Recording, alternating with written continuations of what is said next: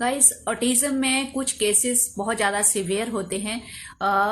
सब ऑटिस्टिक बच्चे ऐसे नहीं होते हैं। कुछ ऐसी कैटेगरी होती है ऑटिस्टिक बच्चों में जो एज के साथ वो बच्चों का जो बिहेवियर है वो काफी ज्यादा वायलेंट हो जाता है, काफी ज्यादा वो हाइपर होते हैं, एग्रेसिव होते हैं और लिटरली पेरेंट्स को उनको हैंडल करना जो है वो बहुत ज्यादा मुश्किल होता है।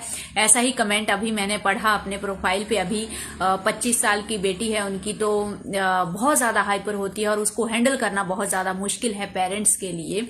तो अगर आप मुझे पूछ रहे हो गाइस, तो मैं पहले तो ये रेकमेंड करूंगी कि एक बार आप न्यूरोलॉजिस्ट या साइकेट्रिस्ट के पास जाएं और वहां से कुछ मेडिसिन प्रिस्क्राइब करें। जो मेडिसिन होती हैं वो जनरली सिवियर केसेस के लिए ही होती हैं, तो मेडिसिन से भी कुछ हेल्प मिल जाती है उनको काम डाउन करने के लिए।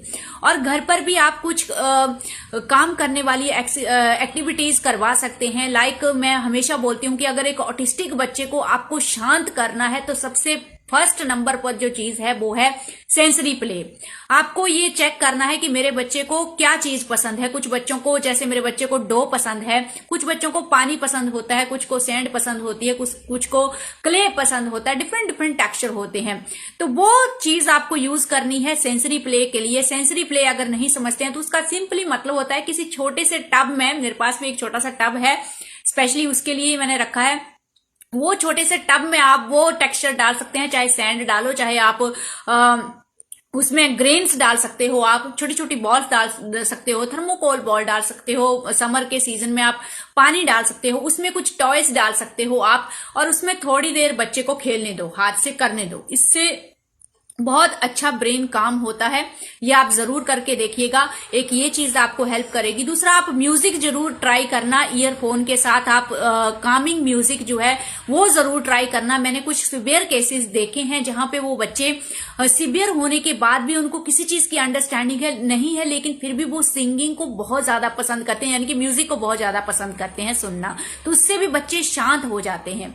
और कुछ आप पेंटिंग जैसी एक्टिविटीज करवा सकते हैं, कलरिंग रिलेटेड आप एक्टिविटीज करवा सकते हैं, कुछ इस तरह की एक्टिविटीज। और डीप प्रेशर, उसको भी आप किसी भी एज में आप यूज कर सकते हैं। डीप प्रेशर आप घर में, आपके पास जिम बॉल है तो जिम बॉल से दीजिए, अदरवाइज आप पिल्लो से दे सकते हैं। दिन में 2-3 टाइम्स आप ये करवा सकते हैं। 2-3 टाइम आप सेंसरी प्ले करवा सकते हैं, 2-3 टाइम आप सिंगिंग बच्चे को सुना सकते हैं। तो ये कुछ टेक्निक्स हैं जो घर पे आपको ट्राई करनी है। यहाँ पे जो सेंसरी प्ले है वो बच्चा अपने आप कर लेगा अगर आप उसको वो टब में भर के दे दोगे। फिर उसके बाद मैंने आपको क्या बताया, सिंगिंग, वो आप ईयरफोन लगा के उसको दे दो, है ना। तो पेंटिंग जैसी एक्टिविटीज, तो ये सारी एक्टिविटीज आपको हेल्प करती हैं ऑटिस्टिक बच्चों को शांत रखने के लिए। कई सारे पेरेंट्स, मॉडरेट केसेस होते हैं, सिवियर केसेस होते हैं। कई बार पेरेंट एक एज के बाद एफर्ट करना छोड़ देते हैं। उनको ये लगता है कि मेरा बच्चा भी कुछ नहीं कर सकता है तो मैं क्यों कुछ करूं। लेकिन बात यहाँ पे ये नहीं है कि आपका बच्चा आगे चल के फंक्शनल होगा या मतलब उसमें इंप्रूवमेंट आएगी या नहीं आएगी, ये तो अलग बात है। लेकिन ये बात आपको समझनी पड़ेगी कि आगे चल के टीन एज में ही आपको ये आइडिया लग जाता है कि इनको हैंडल करना कितना मुश्किल होता है। इनका जो एंजाइटी का लेवल है उसको शांत रखना पेरेंट्स के लिए बहुत ज्यादा जरूरी होता है। तो एटलीस्ट इसके लिए कुछ एक्टिविटीज आप अपने बच्चे को सिखाओ ताकि बड़ी एज में भी जाके वो बच्चे खुद उन एक्टिविटीज में अपने आप को एंगेज करके रखें। ब्रेन में जो डोपामिन लेवल है वो मेंटेन रहे, तो आपको आगे चल के इतनी ज्यादा प्रॉब्लम नहीं आएगी।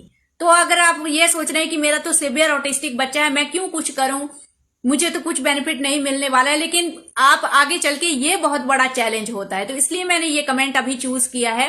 25 ईयर्स की इनकी बेटी है, तो आप देख लीजिए कि इनके लिए कितना मुश्किल हो रहा है उसको हैंडल करना।